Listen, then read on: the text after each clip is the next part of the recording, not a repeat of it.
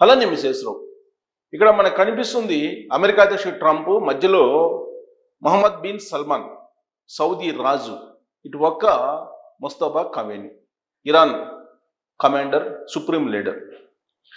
ఇప్పుడు అమెరికాకి ఫోన్ చేశాడు సౌదీ రాజు సల్మాన్ ఫోన్ చేసి ఇరాన్ తోటి మీరు యుద్ధం చేయలేరు, చర్చలతోటి పరిష్కరించుకోండి అని చెప్పి అమెరికాకి ఫోన్ చేసి సౌదీ రాజు చెప్పడం జరిగింది. సౌదీని బేస్ చేసుకొని పర్షియన్ గల్ఫ్ దేశాలని బేస్ చేసుకొని అమెరికా ఇప్పటి వరకు ఇరాన్ మీద యుద్ధం చేస్తూ ఉంది. ప్రతిగా ఇరాను సౌదీతో పాటు ఆ పర్షియన్ గల్ఫ్లో ఉండేటువంటి అమెరికా స్థావరాల మీద నిరంతరం దాడులు చేస్తుంది. దాంతో భారీగా అమెరికా నష్టపోయింది. ఇప్పుడు గెలవలేనటువంటి పరిస్థితిలో ఉంది. ఎలాగైనా సరే యుద్ధం నుంచి బయటికి రావాలని చెప్పి ట్రంప్ ప్రయత్నం చేస్తూ ఉన్నాడు. గత వారం భూతల యుద్ధానికి సిద్ధం అని చెప్పి ప్రగల్భాలు పలికినటువంటి అమెరికా అధ్యక్షుడు ట్రంప్ ఇప్పుడు తోక ముడిచాడు, చేతులు ఎత్తేశాడు. సౌదీ రాజుని మధ్యలో పెట్టేసి సౌదీ రాజు ఫోన్ చేస్తున్నాడు యుద్ధం వద్దని చెప్పి, అందుకే మేము ఇప్పుడు భూతాల యుద్ధానికి వెళ్ళట్లేదు అని చెప్పి అమెరికా అధ్యక్షుడు ట్రంప్ చెప్తూ ఉన్నారు. శాంతి చర్చలకి దగ్గరలో ఉన్నాము, మేము పెట్టినటువంటి కండిషన్స్కి ఇరాన్ ఒప్పుకుంటుంది అని చెప్పి ట్రూత్ ఖాతాలో ట్వీట్ చేశాడు ట్రంప్. అదే సమయంలో ఇరాన్ సుప్రీం లీడరు, ఇరాన్ విదేశాంగ శాఖ మంత్రి ఏం చెప్పారు?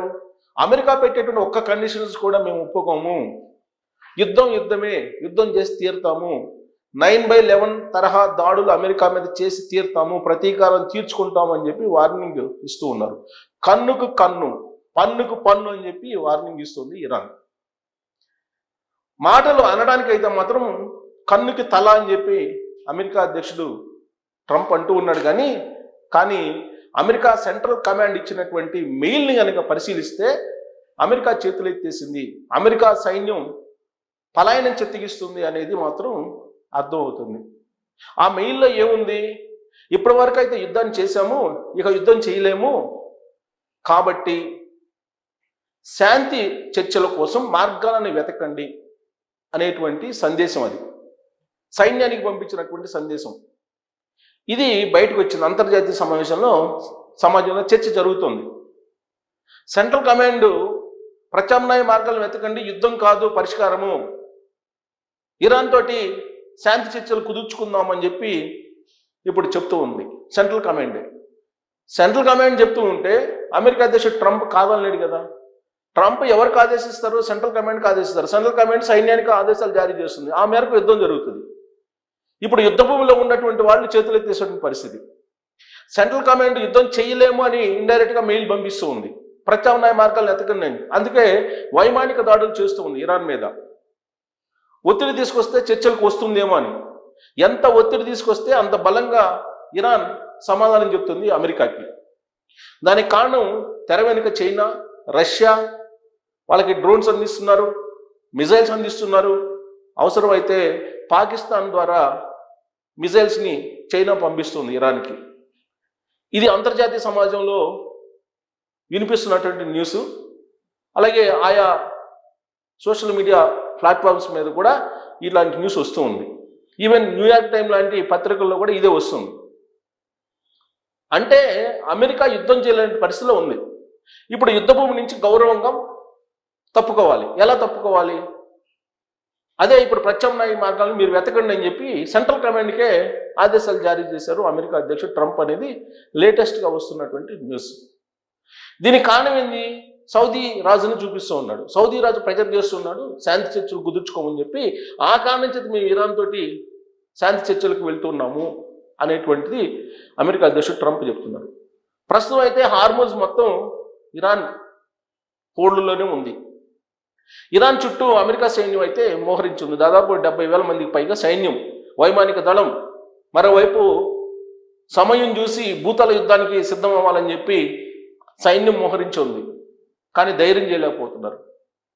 ఆ ధైర్యం చేయలేని పరిస్థితులు. ఒకవేళ ధైర్యం చేసి కనుక ఇరాన్లోకి అడుగు పెడితే వచ్చేటువంటి పరిణామాలను ఊహించుకొని అమెరికా గజగజ వణికిపోతుంది. వెనక్కి వెళ్ళిపోవడానికే ఎక్కువగా ప్రాధాన్యత ఇస్తుంది. అందుకే ఇప్పుడు సౌదీకి, పాకిస్తాన్కి, టర్కీకి చెప్తూ ఉంది శాంతి చర్చలకి ప్రయత్నం చేయండి అని చెప్పి. శాంతి చర్చలు ఫలప్రదం కావాలి అని అంటే అమెరికా తాము చెప్పింది వినాలని చెప్పి ఇరాన్ చెప్తూ ఉంది. ఏంటి? నెంబర్ 1, ఇప్పటి వరకు జరిగిన నష్టాన్ని కట్టించాలి.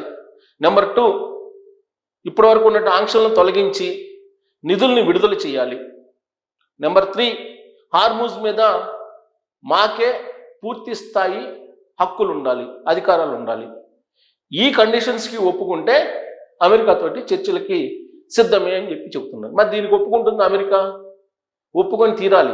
ఒప్పుకోకపోతే అమెరికా యుద్ధం నుంచి బయటకు వెళ్ళినప్పటికీ 9/11 తరహా దాడులు చేసి తీరుతాము, ప్రతీకారం తీర్చుకుంటామని చెప్పి ఇరాన్ చెప్తుంది.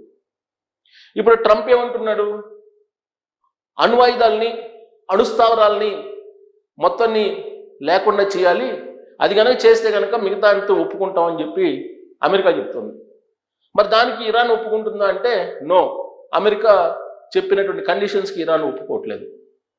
ఈ కారణం చేత ఇప్పుడు యుద్ధం చేయాల్సిన అనివార్య పరిస్థితి అమెరికాకు ఏర్పడింది. మొట్టమొదటిసారిగా ఇజ్రాయెల్ కూడా ఇరాన్ తోటి శాంతి చర్చలకు సై అంటుందని అమెరికా అధ్యక్షుడు చెప్తున్నారు. గతంలో 60 రోజుల పాటు జరిగినటువంటి శాంతి చర్చలు ఏవైతే ఉన్నాయో వాటికి ఇజ్రాయెల్ ఒప్పుకోలేదు. ఇజ్రాయెల్ ఇప్పుడే తాజాగా ఏమంటుంది? తన స్వరాన్ని సవరించుకుంది.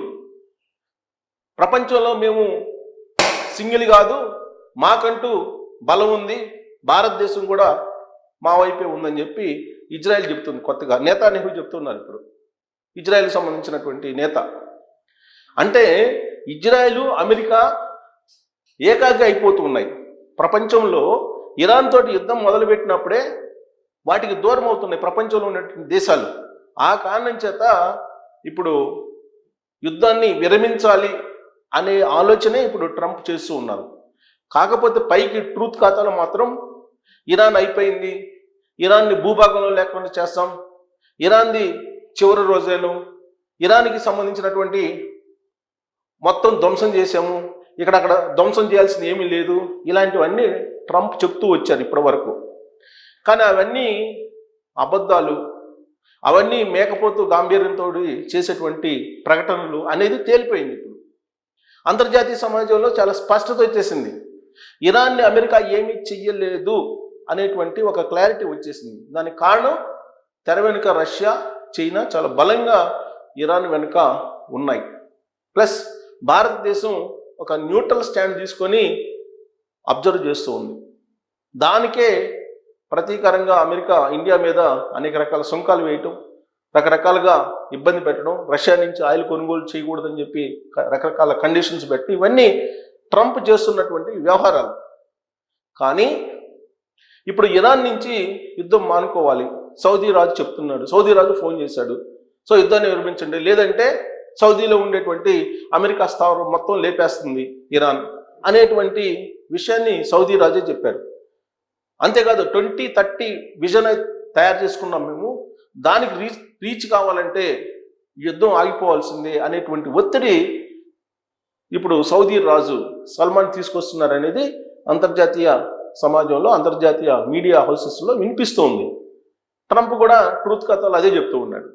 సో కాబట్టి 2030 అనేది ఒక విజన్ తయారు చేసుకున్నారు సౌదీ. ఆ దిశగా వెళ్తేనే డెవలప్మెంట్, యుద్ధాలు చేస్తే రాదు అనేటువంటి ఉద్దేశంతో. అంటే అమెరికాకి ఇండైరెక్ట్గా సౌదీ కూడా రివర్స్ అయ్యింది. రాబోయేటువంటి రోజుల్లో సౌదీతో పాటు మిగతా గల్ఫ్ కంట్రీస్ కూడా రివర్స్ అయితే అమెరికా స్థావరాలు ఉండేటువంటి ప్రాంతాలు సురక్షితంగా ఉండవు. అల్టిమేట్గా భారీగా నష్టపోవాల్సి వస్తుంది అమెరికా. ఇప్పటికే దాదాపు 4 లక్షల కోట్ల వరకు నష్టపోయింది అనేటువంటి ఒక అంచనా పెంటగన్ ఇస్తూ ఉంది. కంటిన్యూ చేస్తే ఇంకా కొన్ని లక్షల కోట్ల రూపాయలు కావాల్సి వస్తుంది, డాలర్లు కావాల్సి వస్తుంది. కాబట్టి దీన్ని ఇంతటితోటి ముగించడమే అన్ని రకాలుగా మేలు అనేటువంటి అభిప్రాయానికి అమెరికా వస్తూ ఉంది. కానీ ఇరాన్ మేము వదలము అని చెప్పి భీష్మించి కూర్చున్నారు. మరి దీనికి పరిష్కారం ఏంటి? ఇరాన్ స్మాష్ చేస్తుందా అమెరికాని, లేదంటే అమెరికా పలాయనం చిత్తిగిస్తుందా చెప్పకుండా అనే దాని మీద మీరు కామెంట్ చేయొచ్చు. Thank you.